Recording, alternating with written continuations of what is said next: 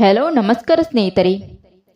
ಇವತ್ತಿನ ವಿಡಿಯೋದಲ್ಲಿ ನಿಮಗೆ ತಿಳಿಯದ ಕೆಲವೊಂದು ನಿಜ ಸಂಗತಿಗಳು.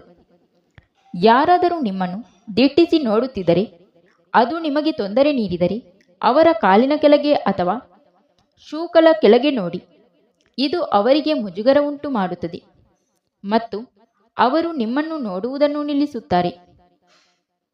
ವಾದದಲ್ಲಿ ಗೆಲ್ಲಲು. ವಾದದಲ್ಲಿ ಮೌನವಾಗಿರಿ. ಇನ್ನೊಬ್ಬ ವ್ಯಕ್ತಿ ಮಾತನಾಡಿ ಮುಗಿಸಿದಾಗ ಮೌನವಾಗಿ ಮುಂದುವರಿಯಿರಿ ಮತ್ತು ಅವರನ್ನು ದಿಟ್ಟಿಸಿ ನೋಡಿ. ಇದು ಅವರಿಗೆ ಹೆಚ್ಚು ಕಿರಿಕಿರಿಯನ್ನು ಉಂಟು ಮಾಡುತ್ತದೆ. ಮಾತನಾಡುವಾಗ ನಿಮಗೆ ಆತಂಕ ಎನಿಸಿದರೆ ಚ್ವಿಂಗಮ್ ಅಗೆಯಿರಿ. ಇದು ನಿಮ್ಮ ಮೆದುಳಿಗೆ ಶಾಂತವಾಗಿ ವರ್ತಿಸಲು ಸುಲಭದ ಮಾರ್ಗ ತೋರಿಸುತ್ತದೆ. ಸತ್ಯ ಹೊರತರಲು ಒಂದು ಉಪಾಯ. ಯಾರಾದರೂ ಸತ್ಯ ಹೇಳಬೇಕೆಂದು ನೀವು ಬಯಸಿದರೆ ಪ್ರಶ್ನೆ ಕೇಳುವ ಮೊದಲು ಅವರನ್ನು ನಗುವಂತೆ ಮಾಡಿ. ಎಲ್ಲರ ಗಮನವನ್ನು ಸೆಳೆಯುವವರನ್ನು ನೀವು ನಿರ್ಲಕ್ಷಿಸಿ. ಆಗ ಅವರು ನಿಮ್ಮ ಬೆನ್ನಟ್ಟಲು ಪ್ರಾರಂಭಿಸುತ್ತಾರೆ. ಯಾವಾಗಲೂ ಲಭ್ಯವಿರಬೇಡಿ. ನೀವು ಏನು ಮಾಡುತ್ತಿದ್ದೀರಿ ಎಂದು ಜನರು ಆಶ್ಚರ್ಯಪಡಲಿ. ಇತರರನ್ನು ಹೊಗಳಿ, ಆದರೆ ಅದನ್ನು ಎಂದಿಗೂ ಅತಿಯಾಗಿ ಮಾಡಬೇಡಿ. ಹೆಚ್ಚು ಹೊಗಳಿಕೆಯು ಕೀಳಾಗಿ ಕಾಣುವಂತೆ ಮಾಡುತ್ತದೆ. ನೀವು ಪ್ರೀತಿಸುವವರ ಬಗ್ಗೆ ಯೋಚಿಸಿದಾಗ ಅವರು ನಿಮ್ಮ ಕಾರಣದಿಂದ ನಿದ್ರಿಸಲು ಸಾಧ್ಯವಾಗುವುದಿಲ್ಲ. ನೀವು ಪ್ರೀತಿಸುವ ವ್ಯಕ್ತಿಯ ಹೆಸರನ್ನು ಕೇಳಿದಾಗ ನಿಮ್ಮ ಹೃದಯದ ಬಡಿತ ಹೆಚ್ಚಾಗುತ್ತದೆ. ನಿಮ್ಮನ್ನು ಪ್ರೀತಿಸುವ ಯಾರಾದರೂ ನಿಮ್ಮನ್ನು ಅತಿಯಾಗಿ ನಿರ್ಲಕ್ಷಿಸುವುದನ್ನು ನೀವು ನೋಡಿದರೆ ಅವರು ತಮ್ಮ ಪ್ರೀತಿಯನ್ನು ಮರೆಮಾಡಲು ಪ್ರಯತ್ನಿಸುತ್ತಿದ್ದಾರೆ ಎಂದರ್ಥ. ನೀವು ಯಾರನ್ನಾದರೂ ಪ್ರೀತಿಸುತ್ತಿದ್ದರೆ ಅವರು ನಿಮ್ಮನ್ನು ನೋಡಿದಾಗ ತಮ್ಮ ದೃಷ್ಟಿಯನ್ನು ಕೆಳಗೆ ಮಾಡಿದರೆ ಅವರು ನಿಮ್ಮನ್ನು ಸಹ ಪ್ರೀತಿಸುತ್ತಾರೆ ಎಂದರ್ಥ. ಯಾರಾದರೂ ಹೆಚ್ಚು ತಮಾಷೆ ಮಾಡಿದರೆ ಅವರು ತಮ್ಮ ನೋವನ್ನು ಮರೆಮಾಡುತ್ತಿರಬಹುದು. ಮಾತನಾಡುವಾಗ ಕಣ್ಣಿನ ಸಂಪರ್ಕವನ್ನು ತಪ್ಪಿಸುವ ಯಾರಾದರೂ ನಾಚಿಕೆ ಸ್ವಭಾವದವರಾಗಿರಬಹುದು ಅಥವಾ ಅಸುರಕ್ಷಿತರಾಗಿರಬಹುದು. ಯಾರಾದರೂ ಹಳೆಯ ಸಂದೇಶಗಳನ್ನು ಮತ್ತೆ ಓದುತ್ತಿದ್ದರೆ ಅವರು ನಿಮ್ಮನ್ನು ಮಿಸ್ ಮಾಡುತ್ತಿದ್ದಾರೆ ಎಂದರ್ಥ. ಮಾತುಗಳಿಂದ ಯಾರಾದರೂ ಸುಲಭವಾಗಿ ನೋವನ್ನು ಅನುಭವಿಸಿದರೆ ಅವರು ಮೃದುವಾದ ಹೃದಯವನ್ನು ಹೊಂದಿದ್ದಾರೆ ಎಂದರ್ಥ. ನಿಮ್ಮ ಬಲಕೈ ಅಂಗೈಯಲ್ಲಿ ತುರಿಕೆ ಉಂಟಾದರೆ ನಿಮಗೆ ಅನಿರೀಕ್ಷಿತ ಸಂಪತ್ತು ಬರಲಿದೆ ಎಂಬುದರ ಸಂಕೇತ. ನಿಮ್ಮ ಕಿವಿಗಳು ಝೇಂಕರಿಸಲು ಪ್ರಾರಂಭಿಸಿದಾಗ ಯಾರೋ ನಿಮ್ಮ ಬಗ್ಗೆ ಯೋಚಿಸುತ್ತಿದ್ದಾರೆ ಎಂದು ತಿಳಿಯಿರಿ. ನಿಮಗೆ ರಾತ್ರಿ ನಿದ್ರೆ ಮಾಡಲು ಸಾಧ್ಯವಾಗದಿದ್ದರೆ ಮತ್ತು ಹೊರಳಾಡುತ್ತಿದ್ದರೆ ನೀವು ಯಾರೋ ಒಬ್ಬರ ಯೋಚನೆಯಲ್ಲಿ ಇದ್ದೀರಿ ಎಂದು ಹೇಳಲಾಗುತ್ತದೆ.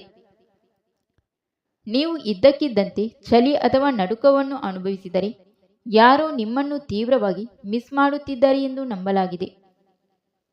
ನಿಮ್ಮ ಕನಸಿನಲ್ಲಿ ಒಬ್ಬ ವ್ಯಕ್ತಿ ಪದೇ ಪದೇ ಕಾಣಿಸಿಕೊಂಡರೆ ಆ ವ್ಯಕ್ತಿ ಉಪಪ್ರಜ್ಞೆಯಿಂದ ನಿಮ್ಮ ಬಗ್ಗೆ ಯೋಚಿಸುತ್ತಿದ್ದಾನೆ ಎಂದರ್ಥ. ಯಾವುದೇ ಕಾರಣವಿಲ್ಲದೆ ನಿಮ್ಮ ಹೃದಯ ಬಡಿತ ಹೆಚ್ಚಾದರೆ ನೀವು ಕಾಳಜಿ ವಹಿಸುವ ಯಾರಾದರೂ ಸಂಕಷ್ಟದಲ್ಲಿದ್ದಾರೆ ಎಂದರ್ಥ.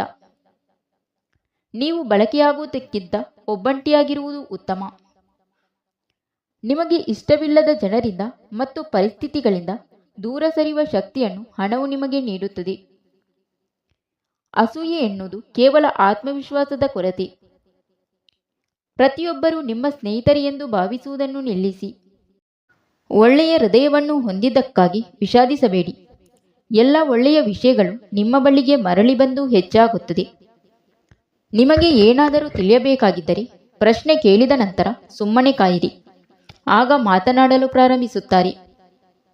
ಕೇಳುವ ಮೊದಲು ಅದನ್ನು ಇರುವುದಕ್ಕಿಂತ ದೊಡ್ಡದೆಂದು ಬಿಂಬಿಸಿ. ಆಗ ಸಹಾಯ ಮಾಡುವ ಸಾಧ್ಯತೆ ಹೆಚ್ಚಿರುತ್ತದೆ. ಪರರ ಬಗ್ಗೆ ಸಕಾರಾತ್ಮಕವಾಗಿ ಮಾತನಾಡಿ. ಅವರ ಹಿಂದೆ ಜನರ ಬಗ್ಗೆ ಸಕಾರಾತ್ಮಕವಾಗಿ ಮಾತನಾಡಿ. ಅದು ಎಲ್ಲರಿಗೂ ತಲುಪುತ್ತದೆ. ಯಾರಾದರೂ ನಿಮ್ಮ ಮಾತನ್ನು ಮಧ್ಯದಲ್ಲಿ ಕಡಿತಗೊಳಿಸಿದರೆ ಮಾತನಾಡುತ್ತಲೇ ಇರಿ. ಅವರಿಗೆ ಮುಜುಗರವಾಗಿ ತಾವಾಗಿಯೇ ಸುಮ್ಮನಾಗುತ್ತಾರೆ. ಕನಿಷ್ಠ 20 ಸೆಕೆಂಡುಗಳ ಕಾಲ ಯಾರನ್ನಾದರೂ ಅಪ್ಪಿಕೊಳ್ಳುವುದರಿಂದ ಆಕ್ಸಿಟೋಸಿನ್ ಬಿಡುಗಡೆಯಾಗುತ್ತದೆ. ಇದು ಆತಂಕವನ್ನು ಕಡಿಮೆ ಮಾಡಲು ಮತ್ತು ವಿಶ್ವಾಸವನ್ನು ಹೆಚ್ಚಿಸಲು ಸಹಾಯ ಮಾಡುತ್ತದೆ. ಪ್ರತಿದಿನ 10 ನಿಮಿಷಗಳ ಕಾಲ ಸಾಕು ಪ್ರಾಣಿಗಳೊಂದಿಗೆ ಸಮಯ ಕಳೆಯುವುದರಿಂದ ಒಂಟಿತನದ ಭಾವನೆ ಕಡಿಮೆಯಾಗುತ್ತದೆ ಮತ್ತು ಸಂತೋಷದ ಭಾವನೆ ಹೆಚ್ಚಾಗುತ್ತದೆ. ಎಲ್ಲವನ್ನು ಹೇಳುವುದನ್ನು ನಿಲ್ಲಿಸಿ. ಹೆಚ್ಚಿನ ಜನರಿಗೆ ನಿಮ್ಮ ಬಗ್ಗೆ ಕಾಳಜಿ ಇಲ್ಲ ಮತ್ತು ಕೆಲವರು ನೀವು ವಿಫಲರಾಗಬೇಕೆಂದು ರಹಸ್ಯವಾಗಿ ಬಯಸುತ್ತಾರೆ. ನೀವು ಸ್ನೇಹಿತರನ್ನು ವಿವೇಕದಿಂದ ಆರಿಸಿ. ಉತ್ತಮ ಜನರೊಂದಿಗೆ ಇರುವುದು ನೀವು ಉತ್ತಮರಾಗಲು ಇರುವ ವೇಗವಾದ ಮಾರ್ಗವಾಗಿದೆ. ಕಡಿಮೆ ಪ್ರತಿಕ್ರಿಯಿಸಲು ಕಲಿಯಿರಿ. ನಿಮ್ಮ ಪ್ರತಿಕ್ರಿಯೆಯನ್ನು ನೀವೇ ನಿಯಂತ್ರಿಸಿದಾಗ ಯಾರೂ ನಿಮ್ಮನ್ನು ಕುಶಲತೆಯಿಂದ ಬಳಸಲು ಸಾಧ್ಯವಿಲ್ಲ. ನಿಮ್ಮ ಕೈಲಾದಷ್ಟು ಮಾಡಿ ಮತ್ತು ಪ್ರಕ್ರಿಯೆಯನ್ನು ನಂಬಿ. ನೀವು ಕಷ್ಟಪಟ್ಟು ಕೆಲಸ ಮಾಡಿದಷ್ಟು ಹೆಚ್ಚು ಅದೃಷ್ಟಶಾಲಿಯಾಗುತ್ತೀರಿ. ಯಾರಾದರೂ ಅಸಮಾಧಾನಗೊಂಡಿದ್ದರೆ ಅವರ ದೇಹಭಾಷೆಯನ್ನು ಅನುಕರಿಸಿ. ಇದರಿಂದ ಅವರಿಗೆ ನಿಮ್ಮಿಂದ ಸಹಾನುಭೂತಿ ತೋರಿದಂತಾಗುತ್ತದೆ. ನೀವು ಯಾರಿಗಾದರೂ ಅಭಿನಂದನೆ ಸಲ್ಲಿಸಿದರೆ ಅದನ್ನು ನಿರ್ದಿಷ್ಟವಾಗಿ ಮಾಡಿ. ಆಗ ಮಾತು ಹೆಚ್ಚು ಅರ್ಥಪೂರ್ಣವಾಗುತ್ತದೆ. ನೀವು ಹೆಚ್ಚು ಆತ್ಮವಿಶ್ವಾಸದಿಂದ ಕಾಣಲು ಬಯಸಿದರೆ ನಿಮ್ಮ ಗಲ್ಲವನ್ನು ಎತ್ತಿ ಮತ್ತು ಭುಜಗಳನ್ನು ಹಿಂದಕ್ಕೆ ಇರಿಸಿ. ನೀವು ಕೆಳಗೆ ನೋಡಿದರೆ ಇನ್ಸೆಕ್ಯೂರ್ ಆಗಿ ಕಾಣುತ್ತೀರಿ.